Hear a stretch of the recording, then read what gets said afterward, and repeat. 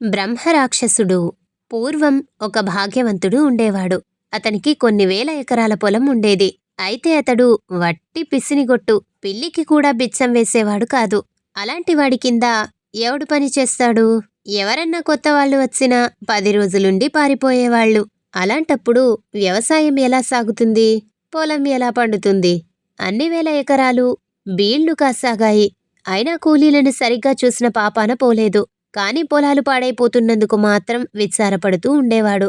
ఒక రోజున ఆ భాగ్యవంతుడి ఇంటికి ఒక సన్యాసి వచ్చాడు. ఆ సన్యాసికి అతడు తన గోడంతా చెప్పుకున్నాడు. అదంతా విని సన్యాసి జాలిపడి ఒక మంత్రం ఉపదేశించాడు. భాగ్యవంతుడి సన్యాసి చెప్పినట్లుగా ఆ మంత్రం 108 సార్లు జపించగా ఆ బ్రహ్మరాక్షసుడు ప్రత్యక్షమై నీకేం కావాలి అని అడిగాడు. నాకు పని చేసి పెట్టాలి అని భాగ్యవంతుడన్నాడు. సరే చేస్తాను అన్నాడు బ్రహ్మరాక్షసుడు. నేను దమ్మిడి కూడా ఇచ్చుకోలేను అన్నాడు పిసినిగొట్టు.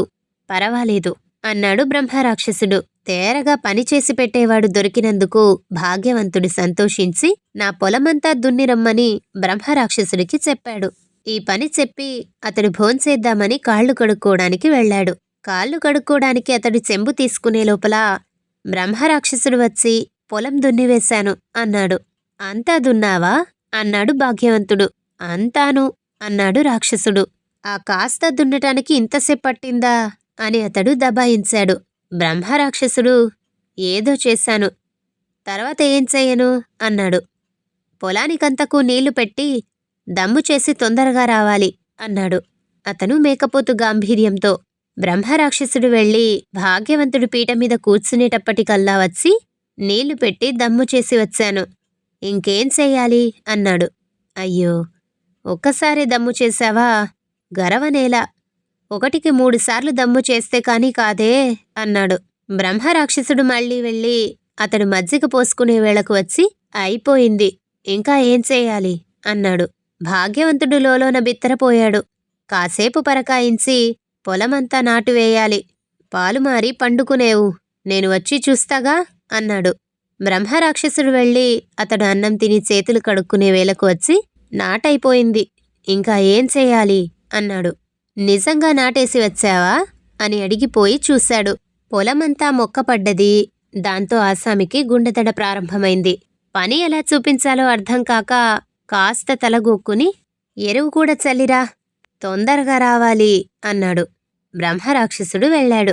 ఆసామి ఏకాయకి వంట ఇంట్లో ఉన్న భార్య దగ్గరకు వెళ్ళి ఉన్న పనంతా గంటలో బ్రహ్మరాక్షసి చేసివేశాడు.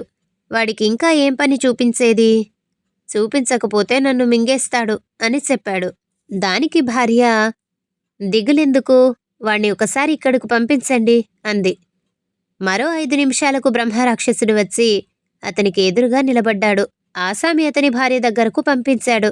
ఇంట్లో పనులన్నీ చేయించుకున్న తర్వాత భార్య తలలో నుంచి మెలికలు తిరిగి ఉన్న వెంట్రుకను లాగి దీన్ని వంకర చేసి సాపు చేసి తీసుకురమ్మని చెప్పింది. ఆ వెంట్రుక పట్టుకుని బ్రహ్మరాక్షసుడు దొడ్లోకి వెళ్ళి సరిచేయటానికి ప్రయత్నించాడు. రోజులు గడిచాయి, వారాలు గడిచాయి, మాసాలు గడిచాయి. ప్రయత్నిస్తూనే ఉన్నాడు. ఈ వెంట్రుక వంకర పోలేదు. బ్రహ్మరాక్షసుడికి విసుగెత్తింది. కాసేపు ఊళ్ళో తిరిగాడు. అలా తిరుగుతూ తిరుగుతూ కంసాలి వంకర తీగను కుంపట్లో కాల్చి వంక తీస్తూ ఉంటే చూశాడు. అతడు ఎగిరి గంతు వేసి అలాగే చేద్దామని వెంట్రుకను నిప్పులో వేశాడు. అది కాలిపోయింది. వెంటనే బ్రహ్మరాక్షసుడు కూడా మాయమైపోయాడు. కథ సంపూర్ణం.